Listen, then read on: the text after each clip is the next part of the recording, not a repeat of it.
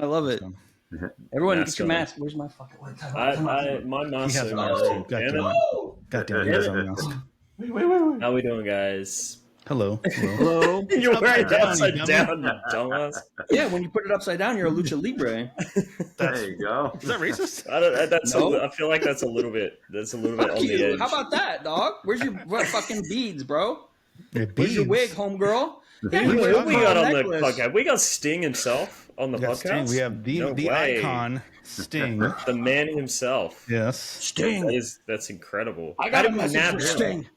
Listen, he's retired. He's not doing much these days. Sting, you stop protecting Sting. I'm going to see you in Madison Square Garden, Sting. Oh, shit. And I'm going to take you apart limb by limb, and you won't want to talk when I'm done with you because Bird Boy's here, and he's fucking cuckoo bananas for EAFC. Bird Boy is such a good name. I'll tell you what. I'm going to stand for this review. Sting's here to talk about his career highlight. That's right. That's right. Here to talk about all the great career highlights, and one of the biggest highlights of all was starring in the movie Ready to Rumble, which came out 25 years ago, and is still just as awesome to this day as it's ever been. He's right. You deserve to be in Ready to Rumble, Sting. I want to announce tonight Bird Boy starring in Ready to Rumble 2. Oh, Ready shit. to Rumble. Ready to and Rumble. Sting's not in it this time, fans. I'm tired of the bullshit tonight, Chad. Wait, hold on. Prag's got one joke. Hold on. One of Sting's things that he does is he wears a mask of himself on himself. Sting, you need to take that mask off, sir. You just take it off. If that's the case, then I guess it's showtime! It's DWC. Damn it. DanielWilliamClark Wow. the whole time. Just as good. Wow. We got debated, boys. There you go. He got us. He got us. You're a jabroni. You're a jabroni. You're not a jabroni. I'm definitely not a jabroni. Oh, yeah, it was well worth it. Well worth it, yes. Man, the audience, they had no idea what was going on. No idea. No clue. Do we have No an clue. audition for They really Princess thought we had PJ? Sting on the show. Well, you got a lifelong little Stinger here, all grown up. Oh, and shit, ready to I talk like about that. the icons, biggest movie use that. moments right here. Yeah. I love that Prag makes the same joke every single episode. He's going to make Which a one? sequel to the movie we're talking about. Oh, yeah. He's going to Well, make it's a called sequel to the joke. movie we're talking Wait, It's about. called a running joke, you threw the animal. two in there. We You also threw the joke two in about there. It's that got a fucking two in the director, title. Roman I like Polanski. that. I like that. Hold on, we make a joke about Very Roman clever. Polanski every episode too, but you like that, bitch. All right, hit me with the Polanski joke. How haven't can we gotten relate to that? We haven't got to it yet. I We're wish ready to Roman rumble. Polanski directed this movie. How about that? Yeah, got to it yet. How about He that? shadow directed How about Ready to that? Rumble. How about that? Could you imagine if we found out behind the scenes that Roman Polanski shadow directed Ready to Rumble? Like My one joke's better than your no jokes, Brian Jason. Robbins. That'd be the king of all twists right there. Brian man. Robbins had to admit it on Well, on an interview at some point.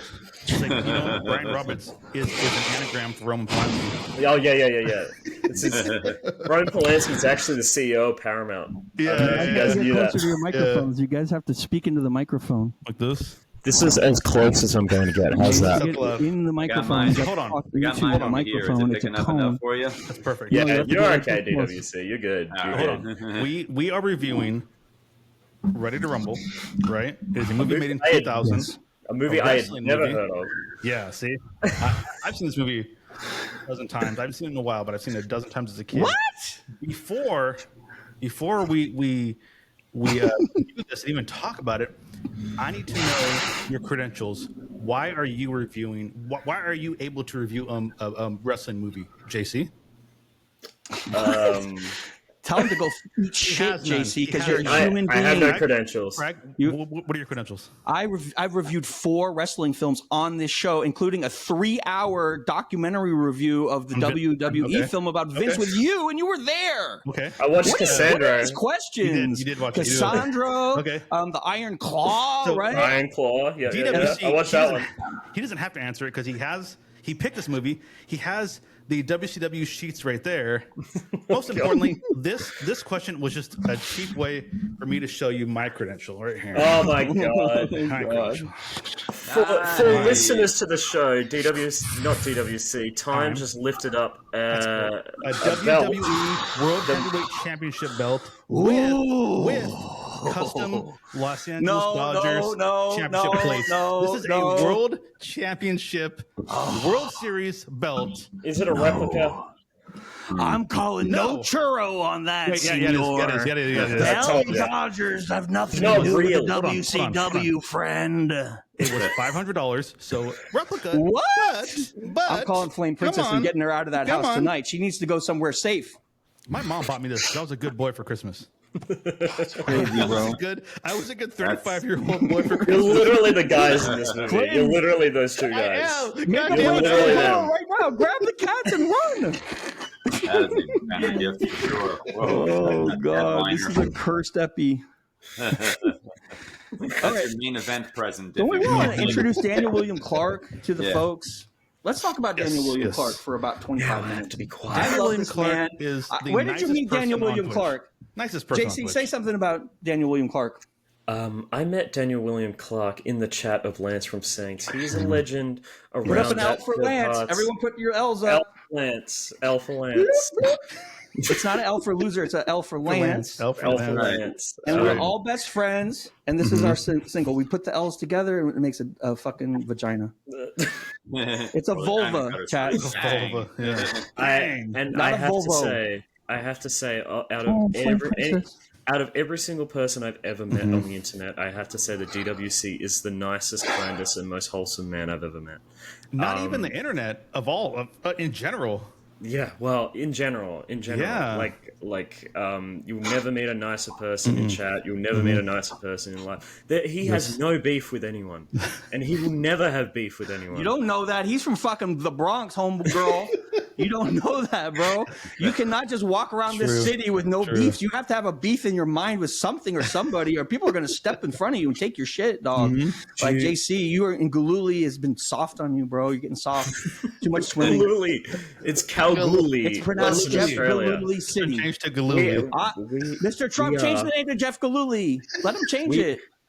We are the meth capital of Australia. Yes, we did it. We're in a this is a tough Wait a place minute, to you live. I tell gotta you get with what. time because like he's got a lot of numbers he's putting up in his city, right? The meth capital of California. Reno? Absolutely.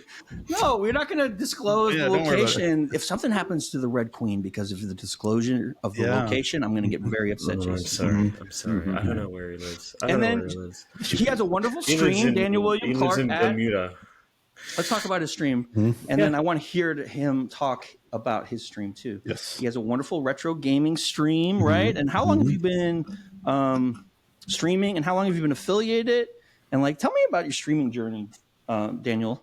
Sure thing. Yeah. Well, I began my streaming journey during the summer of 2020. So this will now be my 5th straight year of being a streamer here on Twitch.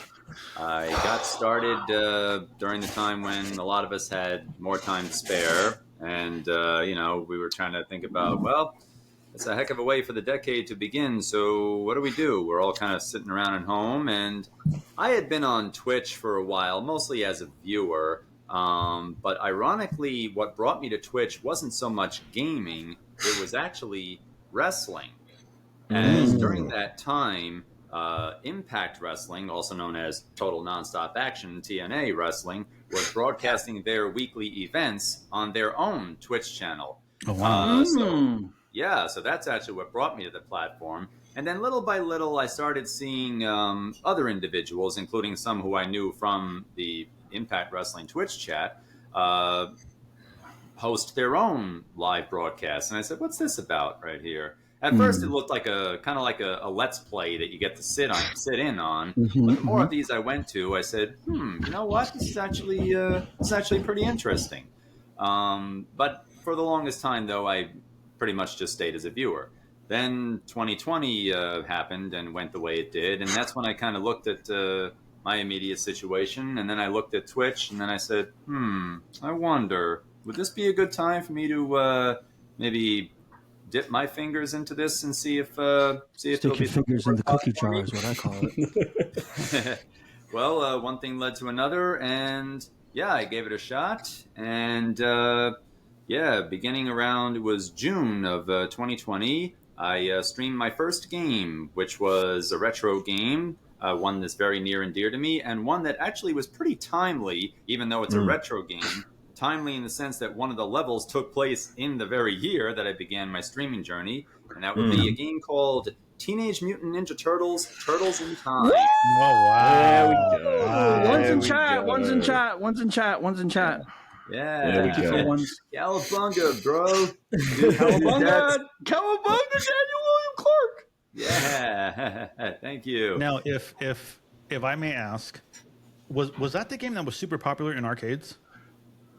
Yes, Yeah, it was okay. it was super popular in arcades, and eventually there was a Super Nintendo release of the game as well, which was pretty much identical to the arcade game. Even added a couple of stages too. So It's a that was a beat 'em pretty up? big deal. What's that? Is it a beat 'em up? Yeah. Yes, it's a beat 'em up game. You know, you pick your favorite turtle and you go and knock out a whole bunch of foot soldiers, ninjas. You Yeah. take on Yeah, the that's what I was bosses, going to like- say. We talked about Shredder. Scott Side Pilgrim scroller, last yeah. week. I played it on stream, JC.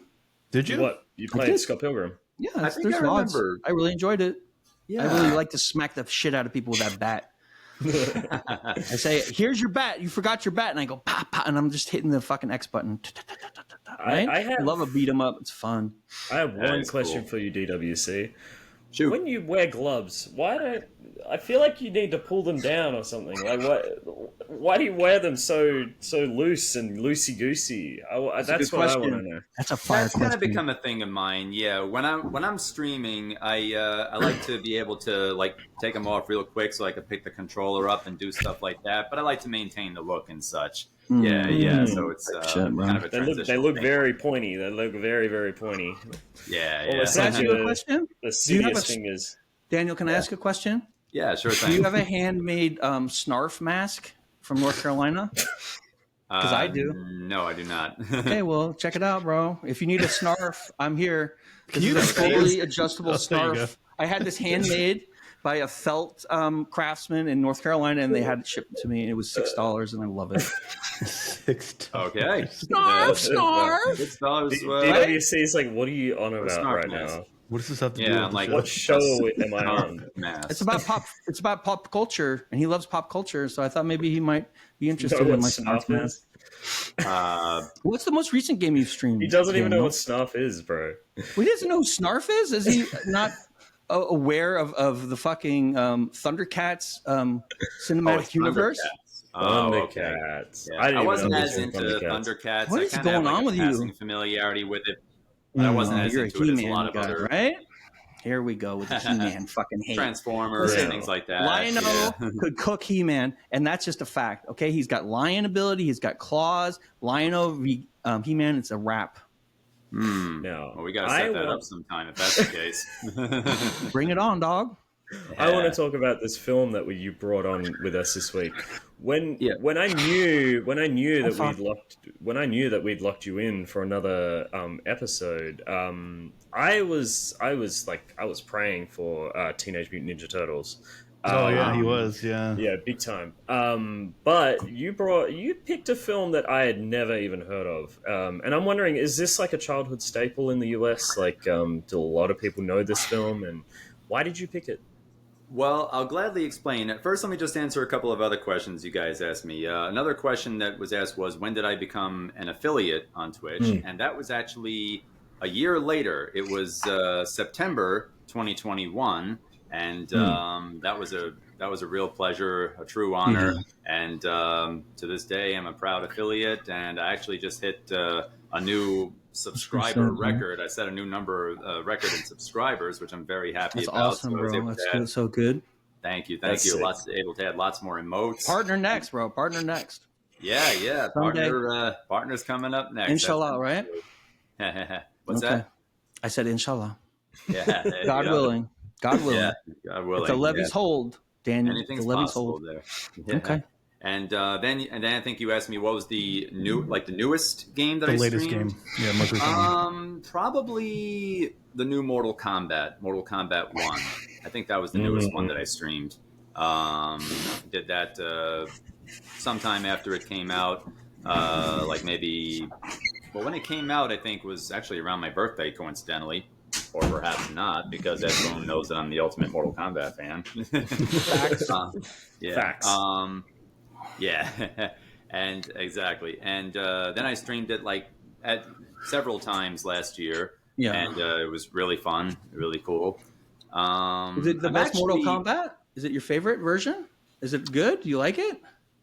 Is it my favorite installment in the series? Yeah, I mean, are you happy with it? Oh, I'm happy with it overall. Okay, yeah, okay. I think my favorite installment in the series would be Armageddon, Mortal Kombat Armageddon. Yeah, terrific game.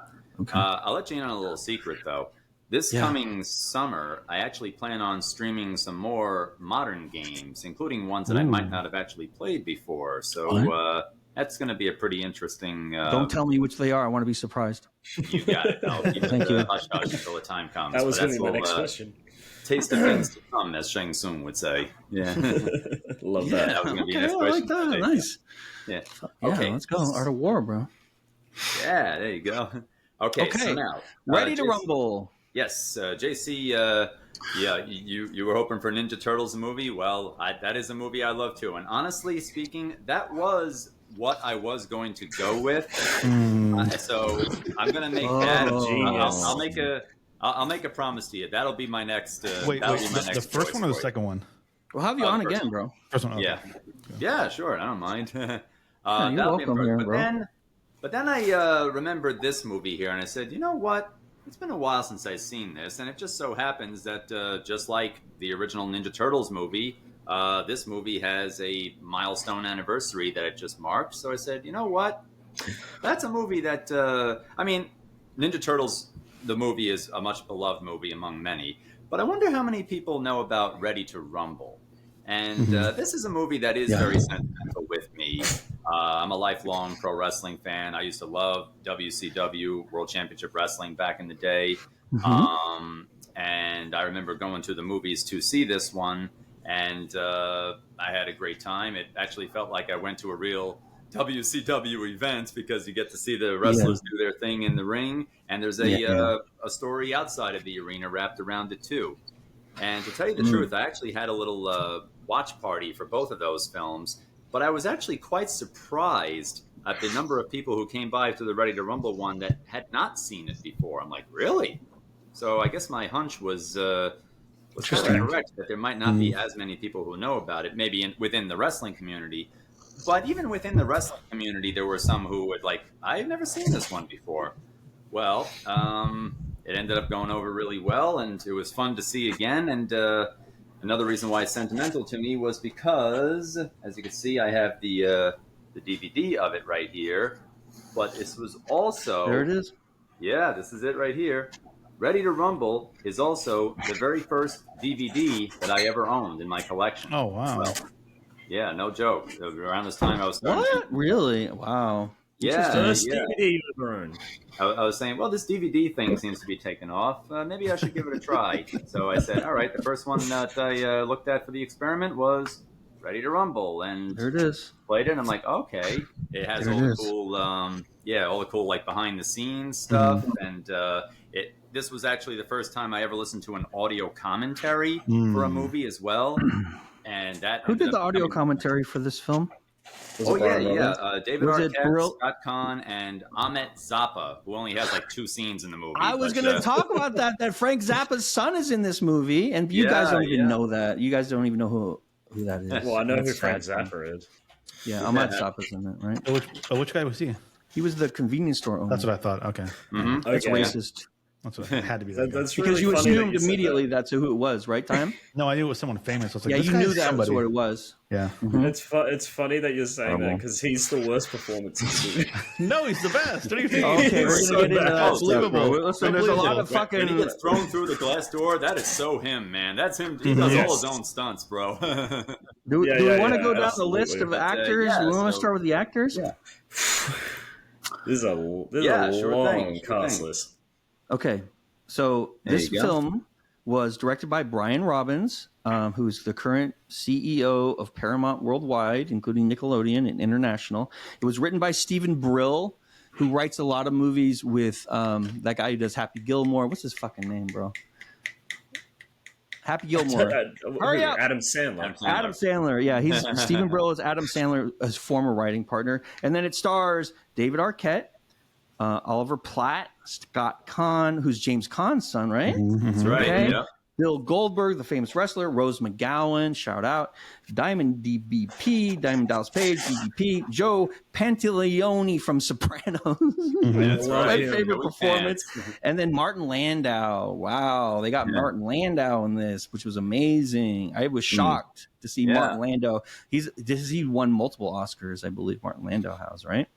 Okay, and so cinematography is Clark Mathis, and like I believe that Scott Canyon did the fucking wrestling choreography.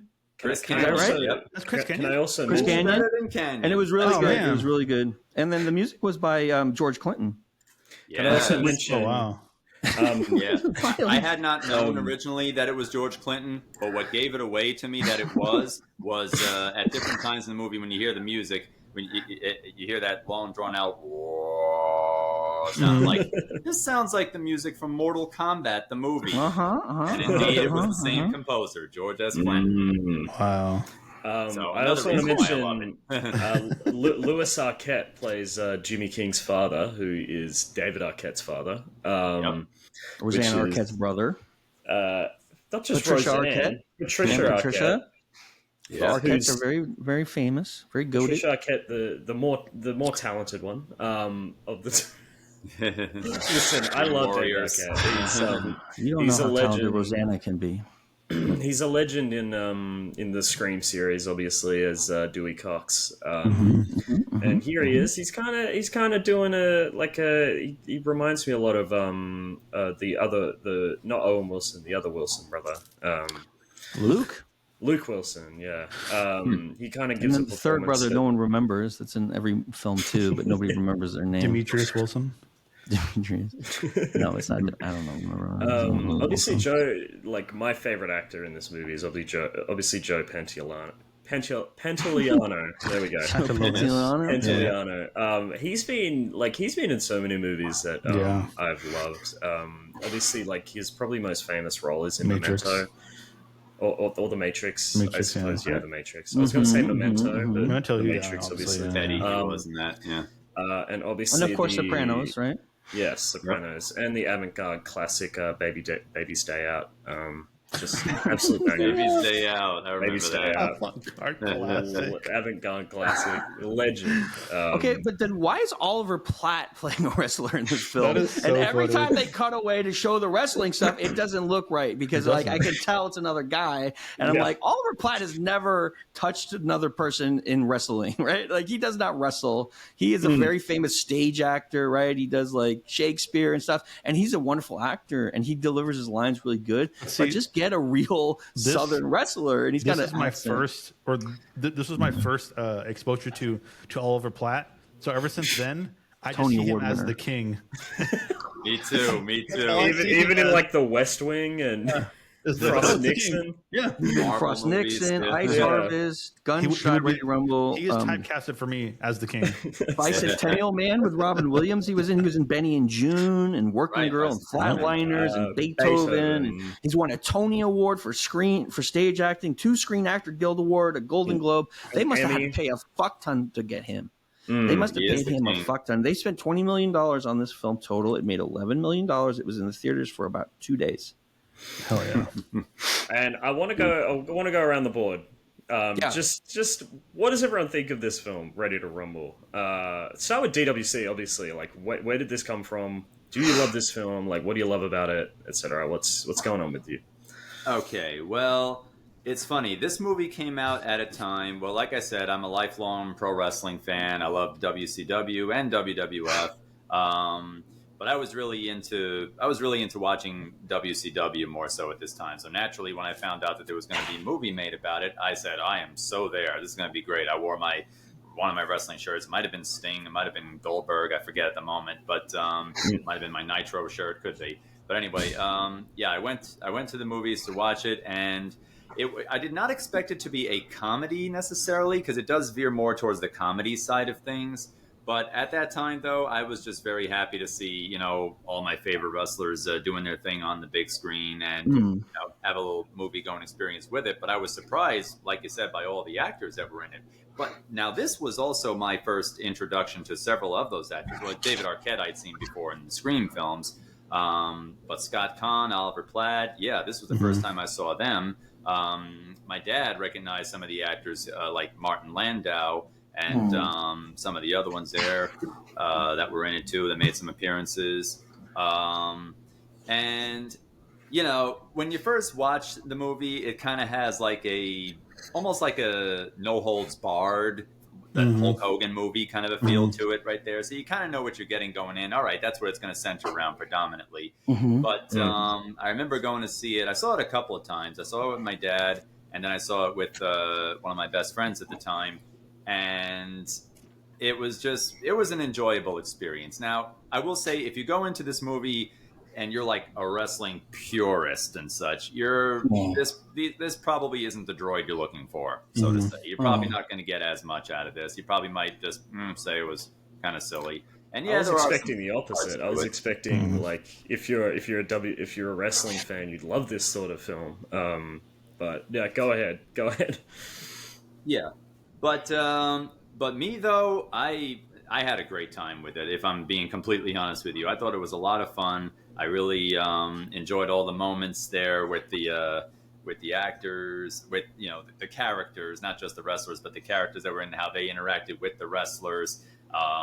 Getting to see guys like Sting get involved and like swing down from the rafters and jump in. Getting to see Goldberg dish out a spear and a jackhammer there. Diamond Dallas Page doing the moves. I kid you not, when Diamond Dallas Page comes out, because the main wrestling conflict is between Diamond Dallas Page and Jimmy King, Oliver Platt's character, who is an original character made just for the movie. Like you said, Oliver Platt himself does not wrestle, but Jimmy King is the one, and he goes up against this guy right here, Diamond Dallas Page. When he comes out and he does his usual entrance where he throws up the diamond cutter, I was sitting right there in the theater. Boom! I threw up the diamond cutter as well. Went bang! He is a true fan. Absolutely. I was like, gotta do it. Feel the bang. And then see them do all their moves and such. And, you know, when the matches were happening, I was reacting to it as though I was actually watching Nitro or Thunder or Starrcade or something. Like, yeah, get him, and stuff like that. It really felt like I was at the arena. It was just such a great experience. And I remember on future viewings watching it with my best friend. And the main plot of it is that Jimmy King is the WCW champion, but he gets... He gets pretty much screwed out of the title. Hornswoggled. Pretty much. Yeah, there you go. Exactly. I mean, just call it as it is, bro. Yeah. he gets screwed out of the title by the evil promoter, Titus Sinclair, who is like in the Eric Bischoff type of role. Eric Bischoff, right? Exactly. For those who don't follow wrestling or didn't follow WCW, Eric Bischoff was pretty much the Vince McMahon of WCW. He was the head promoter, and he would insert himself into the storylines where, like, he would side with the bad guys. Well, he was one of the key cogs in the wheel behind the infamous New World Order, just too sweet. And he was the guy behind that. So Titus Sinclair fills that role, and he comes up with a scheme to screw Jimmy King out of the belt and have Diamond Dallas Page win it. And at this time, DDP had already been in real WCW, a multi-time heavyweight champion. So this was like, I guess this makes him the 3-time winner now, huh? Well, yeah. And absolutely. And again, keeping up with WCW at the time, they were doing some pretty cool stuff. They had an angle going on where it was all the veterans, all the legends, who they call the Millionaires Club, going up against the younger wrestlers, who they call the New Blood. And that was a pretty exciting story. And seeing the movie itself, when they get to the part where, okay, now what happens? What becomes of Jimmy King? David Arquette and Scott Caan's characters, Gordy and Sean, they come up with a plan to go and find him and try to convince him to make a comeback, and that sets the pace for how the movie's going to play out. They inspire him. They get him. They get him back into training, and they amp him up once again. And I remember me and my friend who I had shown it to years later, another friend of mine I had shown it to years later. It was during the time when Edge, Adam Copeland, had been retired from wrestling. He's back nowadays in All Elite Wrestling, AEW, which many see as the spiritual successor to World Championship Wrestling, right down to having to be on the Turner Networks and announced by Tony Schiavone. But I said to my friend, somewhat in jest, maybe we should take a hint from Gordy and Sean and go look for Edge. Here he is back. I would film that. Yeah. But what I also liked about this movie was it actually introduced, I kid you not, a match type that would be used in real WCW. What? Is that the triple cage? The cage? Exactly. The climb cage? That was invented by this movie? Yeah. This movie was actually the first place where it had shown up. And it's like, wait, they're actually Did you know that, JC? No, I was watching this. I was like, this must be a thing that has been around for ages. Like, I was watching it going, yes. Yeah. Really? And they did that. I was like, holy cow. It's like, this tops Hell in a Cell. We gotta do this. I'll go on record and say, this is even cooler than Hell in a Cell. Matter of fact, it seemed like that's what it was pretty cool. As. Sort of like the WCW answer to WWE's Hell in a Cell match. And it was quite exciting. They did it in the movie, and then they would do it in actual WCW for the remainder of the company's run. And it really saddens me that we don't see it brought back in modern wrestling today. I think if they did bring it back, people would get a sense of nostalgia for it.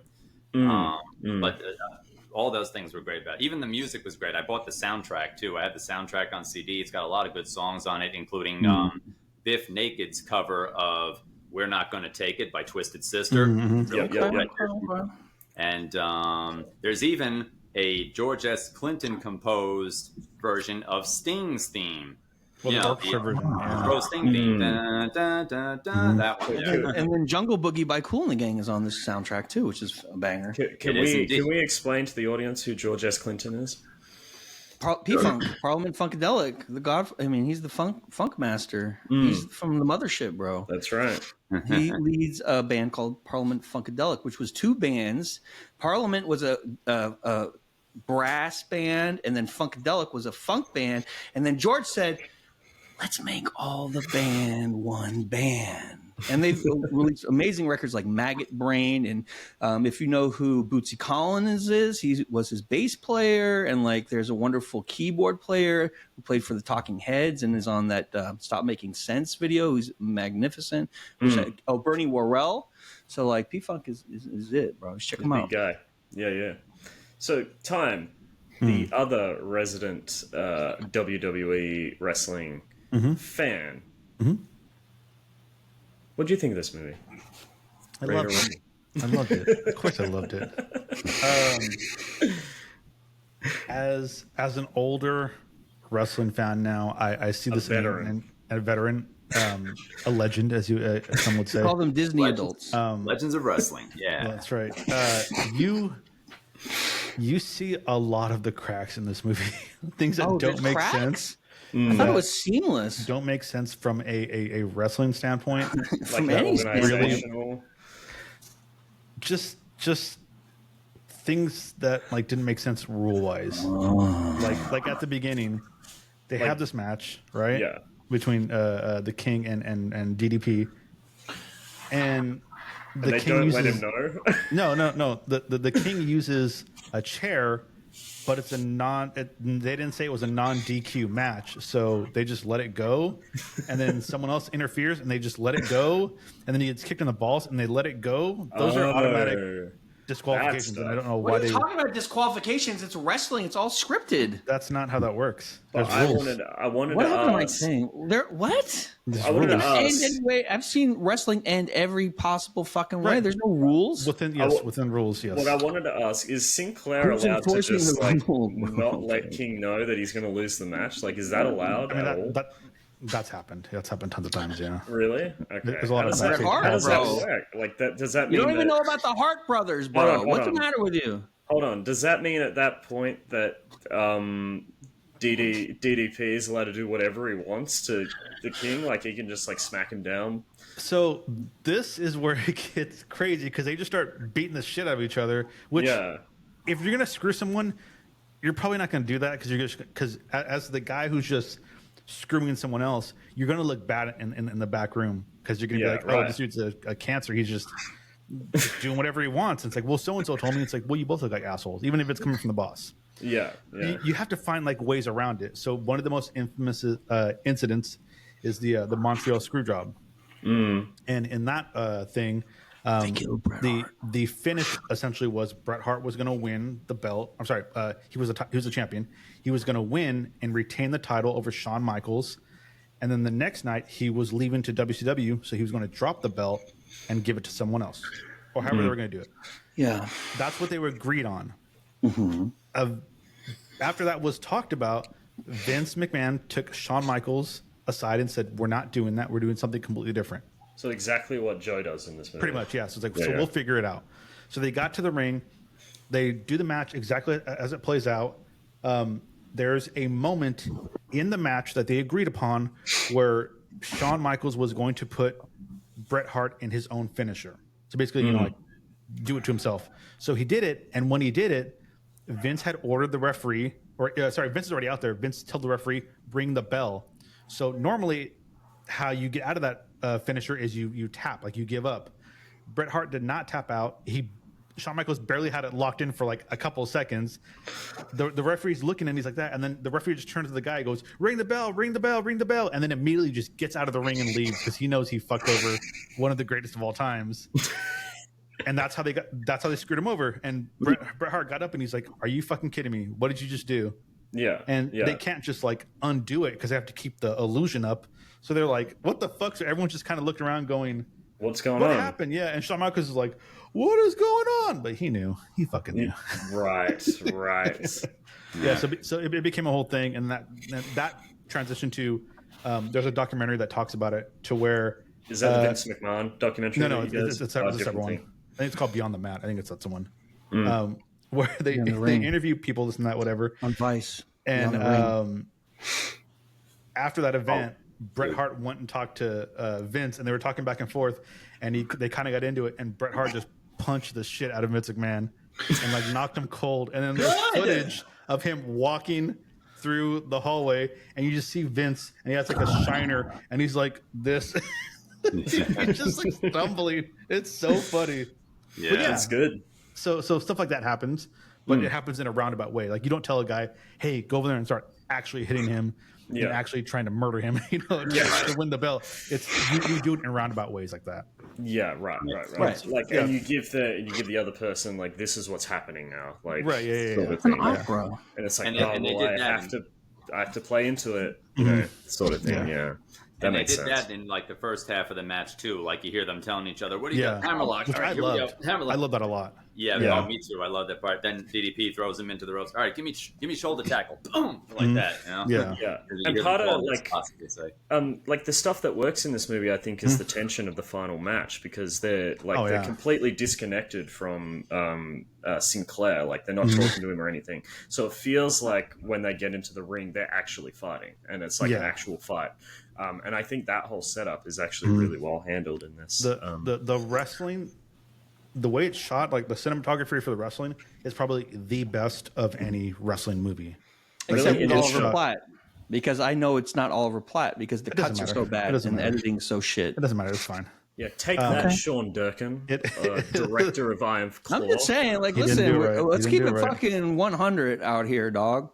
But this movie has good points and bad points, like all films. Yeah, so I really enjoyed this movie as a teenager because it's one of those things where it's like, hey, I love wrestling, and even if it's not great, at least we got something that's mainstream that's wrestling. But my one, because they're trying to save WCW. Yeah, Warner put it out, and the owner of the fucking company directed it. Directed the movie. Yeah. My one big gripe that I just realized as I was watching this movie is I was like, wait, when did it come out? And it came out in 2000, and I was like, that is really far into WCW's decline. This was a dumb decision to release this movie. They made it in '96. It says they started making this in '96. Release it, right? And they fucking shelved it, I guess. And when did WWE start? When was that transition? Oh, it's been. Oh, okay. Listen, So you have got to watch. There's the show called Three Grandmas Yapping About Movies. They have a whole podcast episode about the Vince McMahon episode of Netflix. You should check it out, JC. I should probably check it out. It's really good. It's really interesting. I should probably. We have video. We go through every historical moment. So there was a big controversy. That, right? WCW tried to compete with WWF, right? And then before it became WWE, and they were starting to win, right? Because Ted Turner put a whole bunch of money behind it, and he had really good TV production, like you see in this film. And a lot of the elements that they did in this film, they did in WCW. They said pussy, and they said bitch, and they said bad boy words that aren't too bad, but they're still naughty, right? And they talked about toilets and urine and shit, and they talked about women that have boobas. And that made them really popular. But then guess what? WWE had the Attitude Era, and they fucking already had a fan base that was really into like, they're loyal, right? And so they won in the end. You know. I also want to mention. I wanted to ask WCW. Did that ended like soon after this film? Is that right? I think it ended a couple years after this, right? Yeah. And did a it was bunch of already the, on fucking life support. Yeah. and did a bunch of the wrestlers, like the ones in this movie, did they transition to WWE or yes? Is that how They it went went? back and forth. There was bidding wars. So they dumped a whole bunch of money in it and tried to kill WWE off, really, by like strangulating, like getting as many stars over, right? Did Hulk Hogan came over, right? Yeah. Like a lot of big ones. And like a lot of people think that they sent fucking Hulk over there to kind of fuck with shit and like see what was going, like as a double agent, right? Because he's always had this relationship with Vince. Yeah. And so like, and basically WWE just like played the long game, and they're very smart, and they have strategic local partnerships that overwhelm the national network. Even though Ted Turner knows about doing stuff like that, he did the same thing with NBA, right? With TNT, and he made like, his network the place for the NBA, right? So he was really smart about this stuff, and they got close, but like they just withstood the attacks over a length of time, All right. Well, I'm gonna put my cards on the table now. Okay. There you go. Listen, I have a lot of respect for you, DWC, and I went into this with an open mind. Oh no! The opening scene, fact. like, listen, the opening scene where he walks into the, like, he's high on the sugar, the purple sugar slurp. Yeah. And he walks in, and there's like the close-up camera of the two guys, like the Ahmet Zappa, and it's like all green, and then they start having a cage match in the grocery store. Or not the grocery, the convenience store. Yeah. I thought that was fantastic. And I was like, oh, this might actually be pretty solid. But then it never really keeps up that energy, I feel like. Savage is there, I found this to be not very funny. And I don't know, I just didn't really enjoy it much. I felt like I didn't really like the characters. I didn't like David Arquette's character. I actually like Scott Caan's character. There's things I appreciate about this film. Like I really like that. I really like that Scott Caan's character ends up with Wendy instead of the other girl. There's a bunch of stuff like between David Arquette and his dad, and how he's it's a man to be a cop, and he just embraces his silly side, and I think that's good. Even though he's an adult, like I feel like, this is how he's going to make his living, and that's okay. And I like that his dad is really proud of him at the end. There's a bunch of good stuff in this film. I just didn't find it very funny at all, unfortunately. And I mean, the cage matches were fun, but I can see that on WWE. Like I can watch that for real. You know what I mean? So I don't know. This felt like the kind of comedy that Tom Green was making fun of in Freddy Got Fingered. That's what this film felt like. It felt like one of those comedies that had to feel good in the end. And that's just something that Tom Green kind of went ham on in Freddy Got Fingered, which I respect a lot. I like that movie a lot. Not a lot of people do. I'll probably bring it on the podcast at some point. But this film, it felt very by the numbers, and it just didn't have a lot of laughs like a lot of the comedies that we've reviewed in the past. Like Idiocracy, that had laughs for days. And this film kind of felt like it moved in a similar sort of like plot way, like pacing wise, but it just didn't have the laughs to keep it up for me. And that's the big issue I felt like with this film. Just kind of got on my nerves a little bit. It was a bit grating for me. But obviously you have a lot of nostalgia for this film, and I can respect that a lot. I'm sure when I bring on the Country Bears, he didn't make the film. Daniel didn't write the film. I know. He doesn't have to apologize for him. This is one of his favorites. He's been around a long time. He knows everyone's favorite isn't everyone's favorite, right? And I still think The Sandlot was a fantastic film. So you have me with that one forever. Let's talk about that. Yeah. Why does The Sandlot work and this film doesn't work? And why do other films with same structures, like this is basically, they took the Dumb and Dumber structure, the road trip structure, they, everyone does that, like, Tommy Boy, it's a very good structure, right? And there's nothing wrong with taking a structure, like famous plays do it, famous musicals, like there's maybe 7 storylines in the world, right? Taming of the Shrew has this structure, right. Yeah. So then you have the structure, and then you tie it to the WWE events, right? And so it's basically a commercial for WWE, right? That's what they made, and they designed it for the targeted demographic, right? Which is 11 to 14-year-olds, right, male. And so you fashion the humor around that, and you bring someone in like Stephen Brill who knows how to write to a fucking structure like this. But the problem is it's not, the onus of this film is not organic, so there's no heart, so it's not as funny as a show as I'm thinking of Norm Macdonald's movie Dirty Work. Yeah, Dirty Work, right? So you have better crafted, like I don't have a problem with potty humor and type jokes like this, because like you look at a movie like Caddyshack or like so many famous movies that have done it better because like I feels like the jokes were written better for that, because this is just like it's as organic as like a fucking McDonald's Happy Meal toy, right? Yeah. It's a competent toy. It's well structured. You're not going to swallow it if you're under 4, right? Yeah. It's not going to make you sad. It's going to represent the fucking movie tie-in to, like, it's going to have the Moana fucking effect. But like, are you going to want to, I'm not going to want to play with this toy very often. It's not, it doesn't have enough heart for me. I love the wrestling cinematography. I thought that was really done. I didn't like some of the things they did with particularly Oliver Platt scenes, because I felt like Martin Lando's choreography was cut better in the editing. So I was less broken in the illusion, because we know we're swapping out the fucking stuntmen for the thing. We see so many action films here. So like, I feel like, that was unfortunate. And like, I have a lot of questions about this director, right? Because Brian Robbins, this director is like literally the CEO of the whole fucking company. Well, that's right? the thing, is like, that's what I think is missing. Like, you talk about, and so was he really the director? Well, what I was trying to say was, like, you have a film like Dumb and Dumber, which is directed by like a veteran comedy director, Peter Farley, the Farley brothers. Yeah, that's a good example. And then the two leads are like comedy heavyweights, man. Like, what's why am I forgetting his name? Jim Carrey. It happens to me all the time. You guys look at me the same way. Like, I'm Carrey. He has the same initials as you.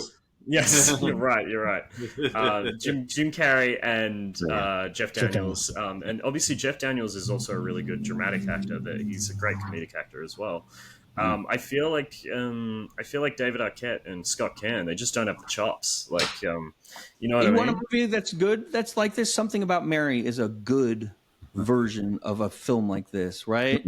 But this is what they did. They said, these films sell a lot of tickets and people like them, and especially 14-year-old boys. Let's make this film, and we're going to add a WCW event into it, and we're going to do things cinematography-wise that we can't do in the stage show. And so it's going to be cut different, and we're going to have, like, we'll have good actors, and we'll pay them a lot of money. the end of the day, this is just a fucking jizz in the shower, bro. There's no care or thought about this movie. They don't care if it sells. They don't care if it's a success. They put it out to put it on TBS 24 hours a day at night after the basketball game, after the show. And so, unfortunately, it's very competent, and I admire the actors. All really fucking went for it. Wasn't crazy about the content, but I love how David Arquette and Scott Conn went for it. And like they were like really, I think Scott Cann's pretty good in this. Yeah, I think David Arquette's facial expressions are really good. The best parts of this movie is when they're not talking, because when they talk, they don't say anything fucking interesting. Yeah, you know, what just don't. And I want them to. And I was rooting for this movie. Like what's his name? Brian Robbins. Like he went on to make like some real stinkers. The Shaggy Dog, Norbit, Meet Dave, 1,000 Words. Like he was. He was nominated for the Golden Raspberry. Because they just give you $300,000 up front. Oh, and this director was nominated for the Razzie too for worst director, right? Yeah. That we were talking about Robinson. Yeah. Yeah. So Robbins. Yeah. But listen, I this is probably out of those. I've seen those films. I think this is probably his best film.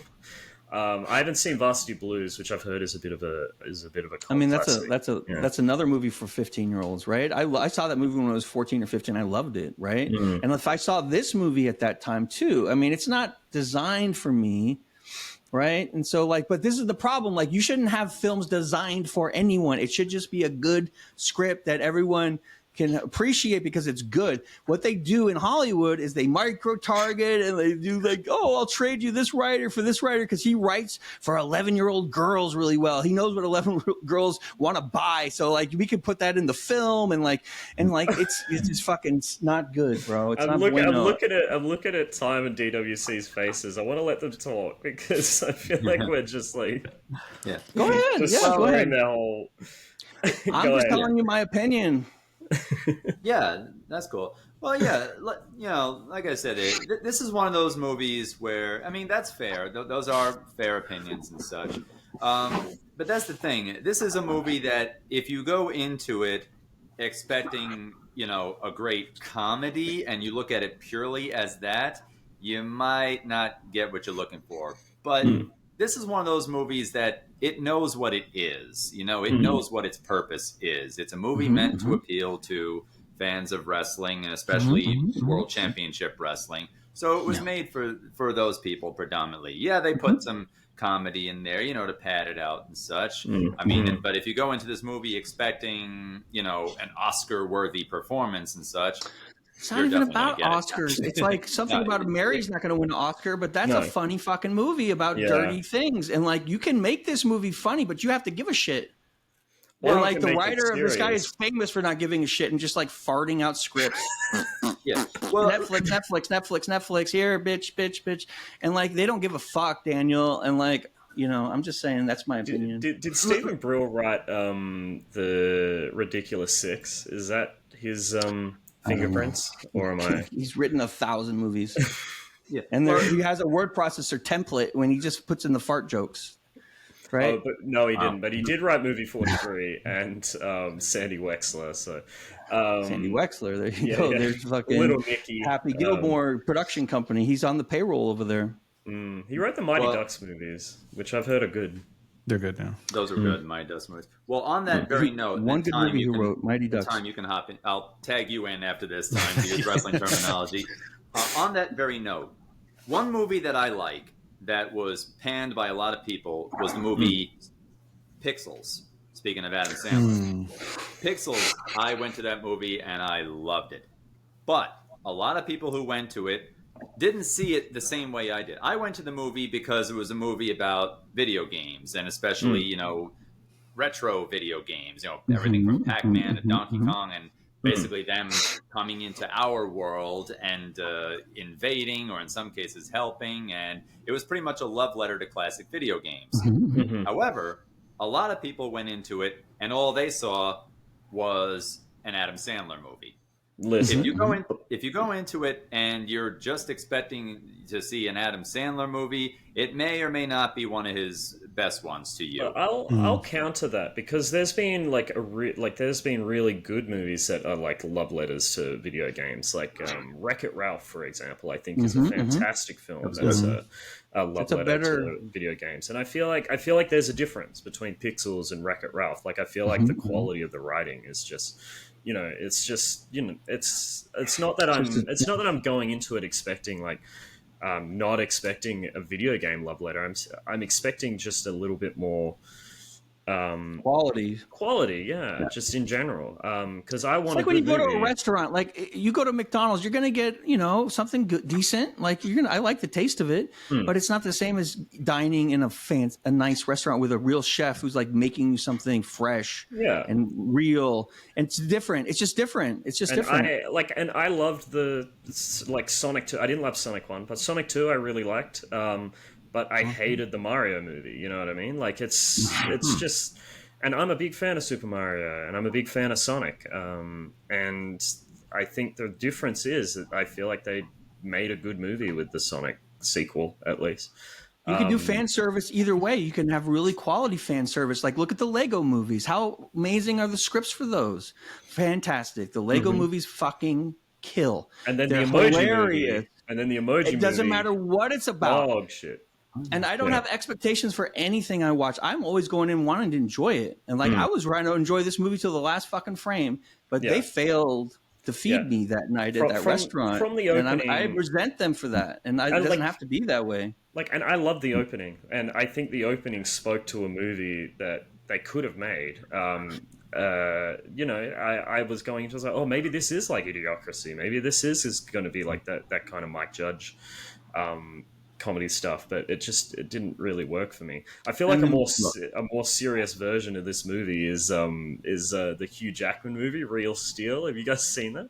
I've seen that movie. I've seen that movie. It's like the robot boxing movie. It's an interesting movie. I actually like that movie quite a bit. It's interesting. I might want to watch it again. It was not bad. From what I watched the whole thing. I didn't turn it off. So, but it had like a similar sort of structure. It wasn't a comedy, but it was just a quality film, like in the writing department, the acting, and then etc. Fox Mulder says some people hate it. Freddy Got Fingered. I loved it as a Tom Green movie. Yeah, but Freddy Got Fingered is a commentary on these types of films, right? It's not. It's a satire of this, right? So like, there's other levels, and the other thing with this movie, there's no other level. There's no. It's 2 gears, forward and backwards. I want 5 gears, And like there's the illusion of gears. There's a love story and a couple, and like it's just like it's just plugged in. It's just plugged in. There's no like, oh, what if we tell this love story differently? What if we do something really different with this thing? Or what do we have? Like nobody tries to do that here because they want to sell cheeseburgers. Yeah, I want to hear what Time has to say to like in response. There you go. Thank you. Did you have anything else to say, Daniel? I want to make sure you get all your thoughts out. Oh, well, yeah, it was just basically, shut up. Although I will say, for me, there were some comedy parts that did stand out quite a bit. Like when they're when Gordy and Sean are singing their little ode to Jimmy King. Jimmy King is the best wrestler. He's the bestler, better than all the wrestler. I have to admit, I do catch myself singing that in the shower every now and again. It's a lovely image, Daniel. Love it. Go ahead. Yeah, but then there were some other parts that were pretty funny, and maybe this came after the fact too. But listening to the audio commentary, I actually made some parts even funnier because they were describing like what went into it. And you correctly mentioned that Scott Conn is James Caan's son. In the scene where we first see Scott Conn wearing the red suit and hat, David Arquette asks Scott Conn in the commentary, "Your dad did a cameo in this scene, right? I swear, you look just like him right here." And then the camera zooms in to Jimmy King when he asks him, "You ready to go?" And then camera zooms in, and then you hear Ahmed Zappa ask, he's like, "Oh my God, James?" It's good. So that kind of enhanced it for me there. Yeah. But again, like I said, I went into this movie not expecting to laugh like I would at a typical Jim Carrey movie, although that would be a bonus. But I went into it with the expectation that, all right, I'm going to see the wrestlers who I cheer every week and do their thing.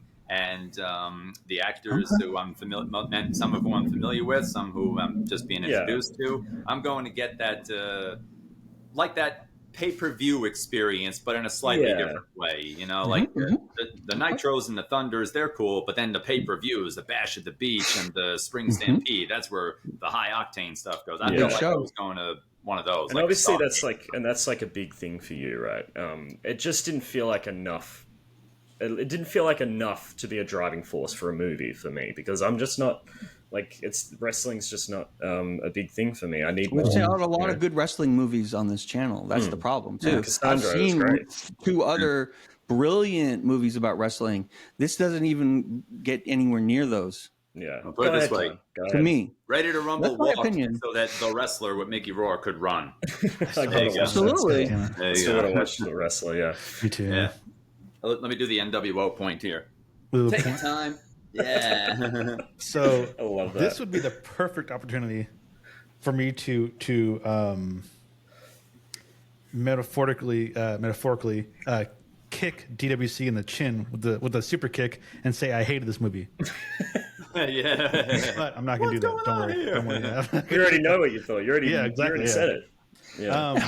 Unless you were lying. That's why I don't front load my review, Yeah, JC. could have been lying. I Could have must been have lying. gotten to him. Yeah. So yeah, I mean, DWC said it earlier, and I 100% agree with him. This movie knows what it wanted to be to a point, and it catered to an audience that it knew it had. Unfortunately, like I brought up, this movie came out too late, and that audience wasn't there anymore.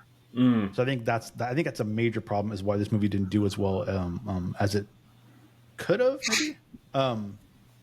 But yeah, the one thing about this movie where I don't really know if it was what it wanted to be was it kept going back and forth between portraying wrestling as real and not real.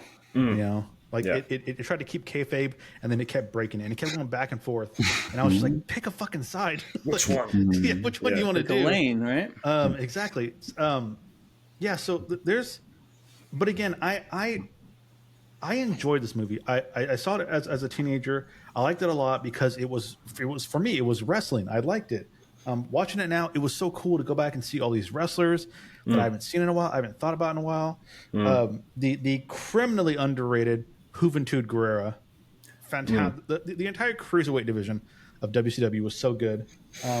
We saw Rey Mysterio without a mask, which is hilarious to me because that's a weird looking dude. This was during the time when in real WCW he had wrestled without the mask for his duration there too. So yeah. And I remember like a couple years back, there was some type of match happening, some feud. I can't remember who it was. It was someone with Rey Mysterio, and they were trying to pull his mask off. And they're like, "Oh, that's so disrespectful. You can't do that." And I'm like, "He's wrestled without his mask for years. Like, he just has it back on now. Like, people know what he looks like, and it was super weird." But the cameos were all over this place. As an adult wrestler now who appreciates both sides as far as did you just call yourself an adult wrestler? An adult wrestler? Adult fan of wrestling. Sorry, adult fan of wrestling. Oh, you have that World Series ring on right now too, guys? No, I don't. Their time is moonlights as NJPW This is the champion. New Japan, yeah. There you go. I like all wrestling. I like there's Japanese wrestling, Mexican wrestling, obviously American wrestling, this and that, whatever. So I like all that stuff. Name all the national wrestlings. That's it. That's a big three. What about Greco-Roman wrestling? Do you like that? That's not real. That's not real. That's not real. That's not real. Sumo wrestling. Sumo wrestling's cool. Sumo wrestling's cool. Wrestling's super cool. There's a Twitch channel with that too. I saw Midnight Sumo. I watched it. We I should watched bet it a on lot. that. It's so funny. So yeah, this was such a good movie to watch. I understand why people don't like it. Why don't people like it? Because people don't like wrestling. No, I don't think so. Did I say anything about that? I like the subject. No. I think that is a barrier to this movie. That people do Okay, not but like once wrestling. you circumvent that, why might other people not like this? I That don't do know. like wrestling. I don't know. I feel like it's just not as entertaining as it tries to be. I found the wrestling parts infinitely more entertaining than the comedy parts. The comedy parts were okay. Yes.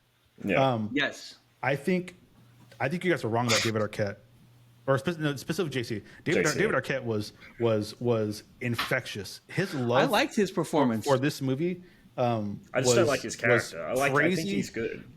Okay. Yeah. He. I like the actors actually. The performances. Of the actors He were very good. transitioned his his love for wrestling is actually real. He is. Yeah. This is so stupid to say. He's actually a former WCW World Champion, which is so stupid. Like David Arquette is? Right. Yeah. Off this, to promote this movie. It's in the Wikipedia article. To promote this movie, they had a storyline where he becomes the champion, and he's not happy with it. In the lineage of was he the what? Sorry, the Law. Oh no. He was just David Arquette. Oh, He was just David Arquette. He was himself when he wrestled. Yeah. This is so stupid. In the lineage of wrestling champions for WCW, I think DWC would agree with me. The best looking belt in the business to ever exist. The big gold belt, easily the best. Now I want to see it. Easily. Beautiful. They show it. They show it, but it's the wrong color, which drove me crazy too. It was silver, and I don't understand why it was silver. It did have more of a silver tint to it in the movie for some reason. I noticed. Yeah, I don't understand why it was. Some focus group says, "Man, we like the silver one." That one there? Yeah, it's the lighting. It's the exact same belt. It's belt. silver. The shine, right? It's supposed to be the authentic WCW belt. I don't know if it's the nice. lighting or what, but yeah, it does look more silver than big- gold. Yeah, focus group got together with Mr. JC in it, and I like the silver one, and they're like, "Okay, well, they voted 83%, and that's how they made this movie." Yeah. I make good movies. I have good opinions. So yeah. In the wrestling lineage, you have one of the most decorated champions of all time, Ric Flair, the most overrated wrestler of all time, Bill Goldberg. You have a lot of wrestlers. Sting. Goldberg got a lot of play in this, right? Did. He had He did. lines, and He like did. they were really pushing Goldberg him on was, WCW. I wanted more Randy Savage. I'll say that. Of course, they can't afford him. That's why he's I would have loved a that. superstar. I will get to that. So yeah, they had all these wrestlers, and then you look at all these wrestlers who have been champion, and then David Arquette's in there, and that's just so fucking funny to me. That he's just a champion. And then Oliver Platt's wrestling too, which is fucking nuts. Yeah, if you've ever seen Oliver Platt we before in count another this movie, he's usually as just like a rotund person or something. Like I don't understand why they cast him in this. What did I write down? I wrote down, fun fact, this movie features 6 former world champions in one movie. The most in any movie has 6 world champions. Amazing. 7 if we count the King. We should. I think Martin Landau was great in this. I wish more Martin Landau was in this because he's a fucking banger of an actor, and like I thought that was a fun storyline. I kind of was into that part of it. What about Surf's Up 2, Wave Mania? That I'm sure that had a lot in it. Was that the first one? You know, it's a real movie. They made a Surf's Up sequel, and it's just everything in a real movie. In it. So shit. One thing that bothered me, and JC just brought it up, is which is crazy because it's the first scene, the scene you liked. Mm-hmm. Randy Savage is in it. Yeah. He's in it for 2. Like you make a wrestling movie, and Randy Savage is in for 10 seconds. That's crazy to me. Let's go watch Spider-Man. He had more screen time in this movie than Spider-Man. No. Exactly. This was before. He's smart. No, because he's smart. He got the check. He's in it for a little bit. Everyone loves his scene, and he's not in the rest of this fucking thing. Because this thing let down wrestling. I like wrestling. I don't like this movie, not because of the wrestling, because I think they didn't do wrestling right. You're crazy. That's my opinion. The right to my opinion. The stable of heroes that come out to save the King at the end. Yeah. You have Goldberg, which is he's fine. Yeah. Booker T's awesome. I love Booker T. You're just fan 5 service. times. This is just 5 fan times. service Yeah. at this point. It's not a movie. It's a fan service. And then you have fucking Disco Inferno. That's so stupid. Disco Inferno was You guys are the talking weirdest about this fucking movie character. the same way that the You're not talking about the movie. fans. You're talking about the said- events said in the movie. Chicken jockey in the cinema. What the hell is? I keep saying that. What the hell is Chicken Jockey? I have no idea. Okay. I ate a 40-piece McNugget can't use that Minecraft joke movie again. at the You can't use that joke movies, again. and I Can't got use that grease again. all over the No. seats, and they Can't kicked use me that joke out again. No. because I No. stick a chicken. No. Can I say something? Can I say something? I love that Okay. joke. I'll use it 11 more times. I don't give a fuck. When you were talking about how they brought the posse out, it's like all these people you love, but I was disappointed because I wanted to see those three guys that they picked up at the barn. The Luigi guy. They came out with him. Yeah, they came out, but they didn't do any wrestling. I wanted to see Pretty Kitty do some wrestling. Then, that would have been sick. sick. My favorite part is they shouted out George the Animal Steel in the beginning, and that's my favorite wrestler. And they mentioned him in the very beginning. It was the last wrestler they showed, so I appreciated that. And I appreciated Pretty Miss Kitty too. There's something that was said in this movie that was hilarious, and I think Major Dutch. I think if this line doesn't pop you, doesn't move you, then I think this movie isn't for you. And it's a very simple line. But before I get to that, John Cena was in this movie. I don't know if you guys noticed that. Well, where was John Cena? He's listed in the credits. Goldberg. Yeah, I don't see any jorts. I don't see this Recently jorts. found that out. I'm like, really? I take your I'm jorts leaving. off. I'm leaving. Where is he? I found him. I'm out. He was still doing the prototype Bye, gimmick that he had. Okay, JC's out. Don't worry about it. He's been swimming all year, so we're used to this. The line that I think is a good barometer is the King wrestles DDP, right? Let me see if JC is this moves JC. It won't though. Had you fooled there for a Oliver second. Platt. Got us. Why didn't Oliver Platt at least get in shape to be a fucking wrestler in this movie? He's got a fucking tummy on him. Did you watch Cassandra? You don't need to be in shape. So the Cassandra line will fucking again, cook you. Don't talk about Cassandra like that. He'll the cook King you, is wrestling DDP at a random Monday Night Nitro thing, right? And the title switches hands to DDP, and David Arquette screams, "It's not even a pay-per-view." Yes. If that line doesn't make you smile or move you, then you're not gonna like this movie. I missed it. I What's understood the line. I get it. It's just like It is such a you good gotta fucking ridge me a little line. harder than that. It is. It Time. is You gotta, such a you good gotta line. cook me a little better than that. What was the line? What was the line? I missed it. The line is it's not It's even a not pay-per-view. even pay-per-view because it's a big show. And that's because- just a way to publicize WCW because they're like, oh, on a Monday night, you can Because see a WrestleMania level event. It's a fucking branding exercise. It's a cross-promotional fucking toaster that you get from the bank when you open a checking account and the toaster breaks, it catches on fire. That's what it is. Prag is cooking this movie more than I am. I'm just cooking. Yeah, Brock's You know, talking over everybody. I'm That's cooking crazy. the industry. It's not Yeah. even the movie's fault because everyone who worked on this movie did a good job as far as the professionalism and the lighting was good, the editing was fine. decent, it was very professionally crafted, and the set design was good. And they just let me down with the fucking Ooh, I also content. like Rose McGowan. I thought she was really good in this. She was fine. Before Yeah, but she they didn't give her anything to do, really. Yeah. Right? Yeah. Well, Poor Rose she had an McGowan. arc. She Poor had an Rose. arc where she was being spy. offered the spot of the lead Nitro girl, who, for those who don't remember, Which I thought she WCW, already was. the Nitro Yeah, I thought girls she were kinda She's like, wearing a already. different And then outfit at the start. Yeah. they And then already had her like right front and center. So She's I plotting she against was him on the too. phone at the hospital and like in public, like in the Yeah. lobby, and he's like listening.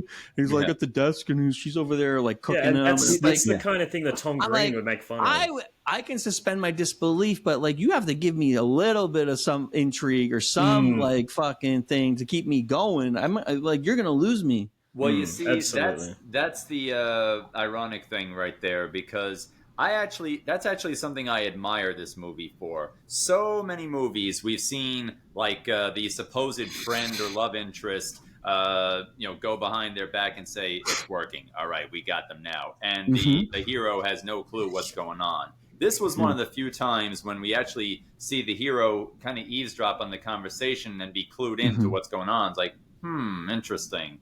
And then immediately dump her. do something about it. So I admire it for that, because I was getting tired of that trope after a while right there. So to see Gordy be made aware of it and then act on it was like, okay, good for you. Yeah, that felt good. Can I say something extremely unrelated? No. So I had never heard of Diamond Dallas Page before, which is probably going to hurt you guys. And I was looking at his face. I was like, I've seen this guy before. I've seen him from somewhere.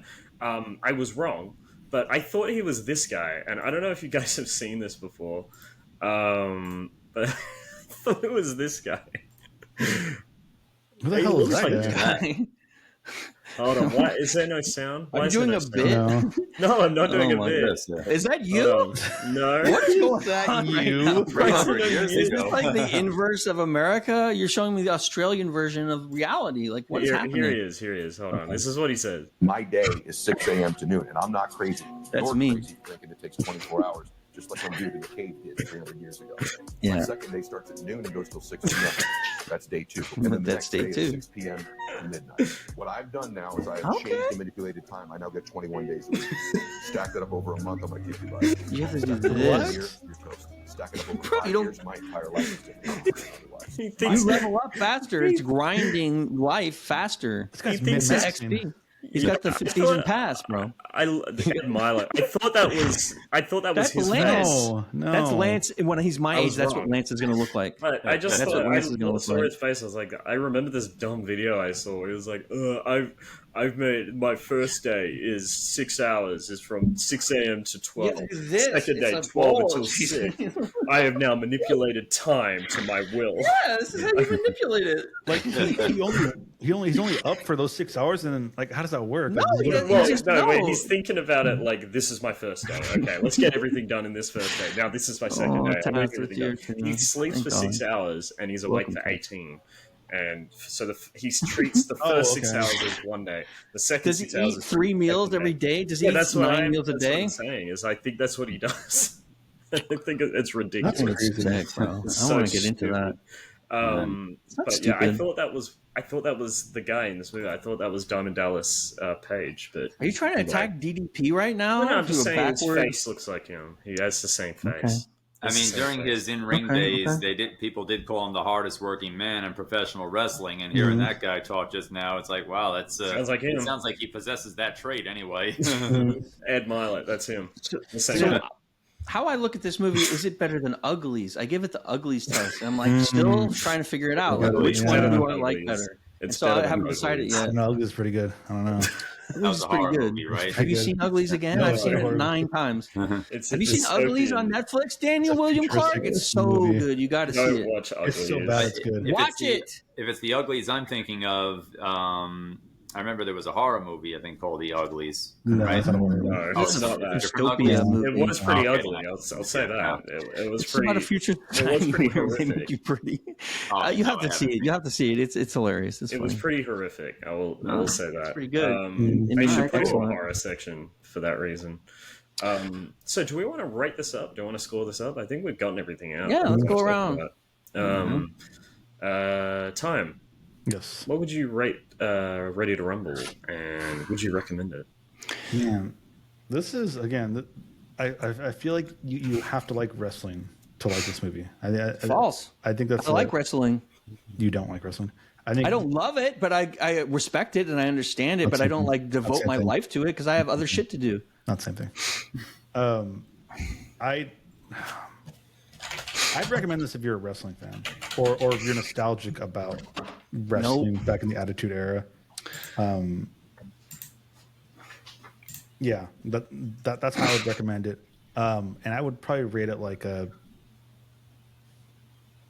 It's hard to rate too. Let's give it 100. Is this my review? We're, or your we're review? all at the Hold on, sea. I'm hold on, going to say hold on. give it 100. You want to answer for me? No, I'm sorry. Are you keep talking? No. Okay, I don't think so. I don't think so. Put him in his Thank you. place. Thank you. trying to be respectful to him. You know, He's going to give it a 82. No, I this. I mean, this movie is it's a good movie for what it is, but is it a good movie in general? I don't think so. Which I mean, like I said, it's good for what it is. It achieves the right things. It tickles that part of the brain that I enjoyed watching it. So I'd recommend it if you're a wrestling fan, or like I said, if you're nostalgic about wrestling back in the day. But I'd probably rate it like at a 68, I think. Yeah. Why not 69? That's, You know, I want to give that sexy. satisfaction. I can't give it satisfaction. You've got to find the right movie for that score. Yeah. Nymphomaniac 1 and 2. We're going to watch it for Christmas. We're going to have Lance on. Lance is on next week, too, by the way, on Wednesday. God damn it. Yes, he is. Craig, would you recommend Ready to Rumble? Why don't What you would go? rate it? Why do I have to be the one to do the Because I'm the fucking one that thing? asked. Somebody just fucking go I'm first. just I'm teasing. the one that asked. Listen, don't watch this if you're a wrestling fan. There's so many better wrestling movies. I don't like this movie. I think it's a cynical movie.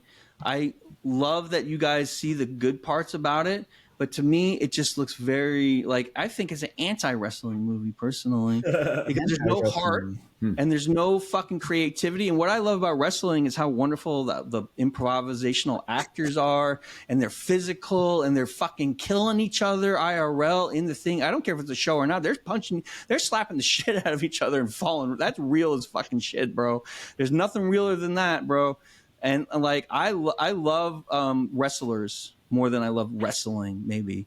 And I don't love the fucking organizations and the corporations and shit. I like the fucking guys who do the thing. And to me, I rather see so many other wrestling films. I give this movie a 9 only because it made it all the way to the end. It began and it ended, and it didn't break during the thing. Crazy. This is everything that's wrong with Hollywood. That's not true at all. Court is adjourned. What is wrong with Hollywood, Time, huh?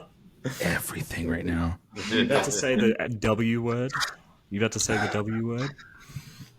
Wealth. What You're is right. the W? You're right. Wealth. Wookie? I think it's Wookie. Oh, God. Everything's woke now, whatever that means. Everything is. DWC, I know the answer to this, but I want to ask you anyway. Would you recommend Ready to Rumble? And who would you recommend it to, and what would you rate it? After talking about it a lot right now, I think my opinion of it's probably gonna I don't know what I was thinking recommending this movie. This really... No. You guys are assholes. You guys changed No. mine. God damn it. Daniel, if I came here today and just bullshitted kidding. you... Okay, good. That's what I like. Yeah, I didn't want to make it too easy for you. So. No, you're the best. That's why you're number one, Daniel. You should have wrote this movie. If you wrote this movie with time, it would have been so much fucking better. It would have had heart, and that's the point, and that's what I'm trying to say. Ready to Rumble. It's coming. Ready to Rumble. There you go. We'll do the sequel. We will get David Rumble. Arquette. He's not doing a lot except Scream 7. We David can get him. Yeah. Go DWC. Yeah. Well, this is a movie that I liked back then, and honestly, my fondness for it has only grown over time, especially with all the stuff that's happened afterwards, like talk about David Arquette. Like Time said, he did go on to become the WCW World Champion, but you know what else? He actually went on to become a legit wrestler himself for a period of time as well, which I was pleasantly surprised by. I was like, oh, wow. Just he's in a serious death about match, this. which is crazy. Yeah. So I was like, hey, congratulations, David Arquette. Way to go. I mean, talking the talk and walking the walk. Good for you. He's legit. Yeah. And for me, this was a great time, this movie. And again, as a big WCW fan, as you can see, I got the bed sheets. I played all the games like WCW Revenge on Nintendo 64. Love that one. I got the toys. I actually have, no joke, well, you got it too? Oh, I thought you were pointing at something. No, my fan. Fucking fan. Okay. I like to torture JC by playing with his fan during the show. He hates the fan because he looks at the thing and it distracts him. Not a fan of the fan, huh? I don't care. Oh, well. But I actually have I kid you not, I have the Monday Nitro playset. It has the ring, it has the entranceway, and it's got like the scaffolding and stuff. I got the toys, the figurines, the wrestling buddies. You got to stream something with that. Like, you got to use that stuff, man. With Video Ninja, you can make a cell phone, a camera, a second camera, and like you can do other shit, right? That's true, actually. I am actually looking to expand my repertoire a bit. Like I said, during the summer, I want to do some new games, but I also want to try some new overall content as well. And maybe showing my toy collection will be a way to go as well. Show the figurines, show the play sets and things, and all that kind of stuff. But yeah, this movie has so much in it that made me happy for it. Would I recommend it to others? Well, this is one of those movies where I would say, if you're a fan of the actors, if you're a fan of that type of early 2000s, late 90s kind of comedy, and especially if you're a fan of wrestling, then yeah. But like I mentioned before, if you're going in expecting, if you're expecting a great comedy with wrestling as the background, you might not see it as the ideal experience. If you go into it as a wrestling fan, you might find yourself kind of distracted by the comedy or something like that, perhaps. But if you go in, who's this for then? Well, this is for a very It's for Time Warner specific Corporation. combination. It's for Time Warner Corporation, JC. It's for DWC specifically. Yeah, they knew who their audience was there. Yeah. Of course they know. Yeah, Of course but they if- know. Yeah, yeah. But if you're but if you're looking for like kind of a time capsule in a way, you know, look back at what the glory days of wrestling were like with some of the all-time great legends and Disco Inferno in it. My mom always said he must know somebody. I don't know. He has to, right? Yeah. Does he suck that bad? He's awful. Yeah. But yeah, to look at it as The Pauly Shore of wrestling. yeah. Might be it. Yeah, there you go. And this reminds me of Pauly Shore movies Oh, too, there right? we go. Casino Yeah, Man. you were about and- to say that. Don't say Bob Dome. Bob Dome's amazing. Don't say that. I'm just saying. Yeah. Reminds me a little bit. Yeah. But, you know, if you go in with an open mind, if you go into like, experiences like a time capsule to the glory days of wrestling and some of the actors and the style of comedy and other things like that, and some really cool, charming moments, if you go in just wanting to have a good time, I really think you're going to get it. And especially if you're a fan of wrestling, like I said, and a WCW fan, then you're going to see many reasons why Ready to Rumble is just like WCW itself, where the big boys play. Oh, I give this a crown. I give this a Whoa. crown grade. Boom. There you Bam. go. Out of 100, what would you give it? Out of 100. Out of Rick? 100, I got to go for the 100, man. Whoa! Oh, wow. Yeah. Perfect. Whoa. There you go. It's a perfect film. Jesus. Wow. Thank you for Man. That's going to Appreciate up the that. average high, because, Yeah. JC, your final witness. Your witness. I love it. I disagree it. with Prag. He said there's no heart in this film. I think the actors, like David Arquette, there's a lot of heart I with them. did comment that I did enjoy the acting. Yeah, and I felt like they had a lot of heart, but they didn't have like a talented crew that wanted to make something like that was great. I felt like everyone except the actors phoned it in with this film, and it just didn't do much for me. Meaning the director and the writer, right? The director and the like writer, the lighting yeah. people definitely didn't phone it in because, like, No, I thought well- like there was a lot of visually stunning things, especially the cage match was really cool. And the the opening cinematography scene with for that. the green light on their faces, and it's like a fisheye lens. It's great. But after that, I don't know. I felt very by the numbers. I was ready to laugh. I Yeah, wanted me to laugh. too. They didn't make me laugh, and you'll get a fucking bad grade from me every time you try to make me laugh, and you don't make me laugh. And that's Yeah. just the fucking rules of Prag World. Because it definitely felt like they were trying to make you laugh. There's a lot of like dead silences in this film. You know, like parts where you're meant to laugh, but it just didn't do much for me. And I don't know. I wouldn't recommend it. Really, I feel like if you're a wrestling fan, but you're not a wrestling purist, as DWC said, you'll probably enjoy this movie. But other than that, my mum. If you're a wouldn't enjoy this WCW movie. fan, I don't think my dad would enjoy this movie. I wouldn't recommend it to many people. What's to the be score? honest. I'd probably give it I wouldn't give it a 9. I think that's too harsh. I'd probably give it a 35. I think it's serviceable. there's no difference between a 9 and a 35 when There the F is. goes out, That's big JC. time. There No, is. it really isn't. Absolutely, It's just a there fail. is. There's much worse movies than this. I think I gave Uglies like a 10. So Yeah, Leslie Vernon was the worst movie. Than no, this. it was not. Oh my god, no! You Leslie should watch Vernon it was again. Dare great. you. It's trash. Yeah, Leslie Vernon was a W. That's another trash script. Crazy. That is an insane Sorry. thing. You guys have no Crazy problem talking person. about Grizzly Man like this, so I'm going to talk about what I think. Did JC like it?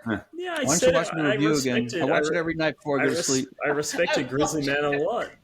It was the first movie I presented to the community, and the It first just time I didn't got do a lot. slapped in It the just didn't face. do a lot for me because I didn't like the guy.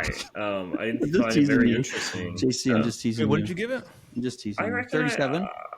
No, I don't think I gave it a 37. I reckon I gave it Oh, like a Grizzly 60. Yeah, 60. or No, something. no. I don't- This one. What did you give this one? Oh, This this one, 37.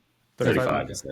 Yeah. Oh, I forgot to bring this up. The King, his finisher, one of the stupidest finishers I've ever seen in my What life. was the finisher? It was like a It's a double axe handle on their head. It's stupid. I wanted to like this movie. I don't think you guys get it. I do love wrestling movies. I don't fucking watch all the shit, but like you have to pick your stuff. Yeah. Like you can't follow everything constantly. And I have like a horrible EAFC addiction too. That's what it is. So, but doesn't mean I don't like the genre and I'm not rooting for the movie. And I'm sitting there waiting to laugh the whole time. And I'm, watching, and I'm like, I always have an open mind with everything we watch, and I give very few movies a bad review here. Very few movies. I will always pop for seeing Billy Kidman. Always. Yeah. Good point. What was I going to say? We should watch Bend It Like Beckham and see what Pragpro thinks of it. I've seen it. You've seen it? I remember Keira Knightley. Yeah, I've seen it. it's a soccer movie. Yeah. It's a huge movie. I'm playing on the EA thing because it was just You're not going to get me with fan service stuff because just because I like the topic of a movie doesn't mean I'm going to like the movie, right? Right. Like it's going to be harder for you to make a movie that I like if I like the topic, right? Because I want you to like be congruent with my vision of the fucking thing, right? I mean, I love Star Wars. Like, I hate The Rise of Skywalker. I can't stand that film. Yeah, that's just fan service it's central. like I judge every movie on its own merits and its own like frame by frame. Like, what did they do? What are they trying to do? And what could they do better? And that's how I try to do it. Yeah. What are we watching next week, guys? Can you guys tell me what we're watching next week? I'd like to hear. Lance on to watch a review of Adolescence, right, on Wednesday, right, on the 17th. And then on Saturday, whose turn is it? That's on a Wednesday. That's a special epi. Of Lance's Adolescence? I'm definitely there for that. No, the Netflix show Adolescence of BBC. Is it like, it's not BBC, but it's an English production. Finally, the return of Watch the Picture Box, which we haven't done in a while. Watch the Picture Box. And then whose turn is it to pick the movie for next Saturday? Oh God! It's my birthday. JC's birthday bash. Yeah, my birthday is actually on the Monday. That doesn't matter. Doesn't matter. How old are you going to be? 27. Ew, that's crazy. I always forget you're a child, and that's why I shouldn't listen to your opinions. That's Please true. continue. I have good opinions. I agree with you on this film. That makes me worried about my opinions. The next week is going to be rough. I love you, JC. If you guys hate this movie, I'm going to celebrate your birthday all week. I'll have you on my shows if you want to be on some shows. Like, we'll do it up big if you want. I'm sorry that I'm sorry that I didn't love Scott Pilgrim as much as I used to. But you should apologize because I remember seeing this movie and I didn't like it. But that was before I knew how to watch movies. Have we taught you? Before you learned about Cinema Verite. Yes. This movie, it might be Cinema Verite. It's not. It's not Cinema Verite. This is my favorite film. It might be. It might be now. The way AI is heading, it might be. So we're watching. So we're watching a Spike Jonze love story called Her. Came out in 2013. It was nominated for Best Picture. I love this movie. And it should have won. And for me, it's the best film I've ever seen. So we're going into it. I might not like it this time. A long time ago. Did you see it, Daniel? Her? Yeah, I saw that one. Okay. So I'm looking forward to it. I'm excited to watch it again. And then don't forget about the Wednesday night. Like, if we show up and Lance is here and we're not here, he's going to get so mad at us. Like, don't forget, JC. That means, like, I don't know what that is in Australia. It's probably a Monday or some shit. I have no idea what day. I don't know how it works. Like 20 hours in the past or some shit. Like, I don't know, bro. JC operates on 6-hour days now. 6-hour time frame. 6-hour time frame. Yeah, 6-hour days. That's what I'm on now after that. So I could so easily switch to Friday the 13th Part 6, but I'm not going to. I'm sticking with Her. No, I would love to watch Her again. I haven't seen it in a minute, and I love that movie. I really do. It's so innovative. It's so. I'll save it. Save it. And it also ended up getting ripped off in Blade Runner 2049. Another film I love, but they ripped it off.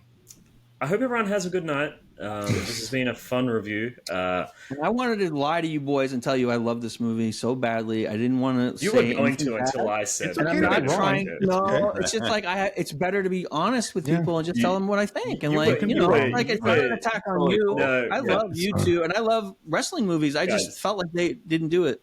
Rewatch the start of this film. He was glazing this film until I said that I didn't like it. 100% he was going to. Go ahead and restart it. Like, go ahead, check it out. Please do. Like, I am not afraid of. I'm calling you out, Bragg. You were going to. Call me out, bitch. I don't give a fuck.